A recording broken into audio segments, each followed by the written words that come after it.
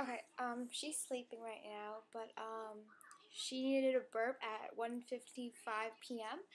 and it stopped around. She stopped crying around, like she burped and everything at 1:58, and I quickly went to the bathroom, and I came back at 1:59, and she started crying again. So I'm like, okay. So I tried all the other stuff. Turns out that she wanted a burp again. So yeah, it ended at 2:06, and yeah, we'll just see what happens. Cause now like the schedule is being like a little different, but we'll see what happens. All right, bye.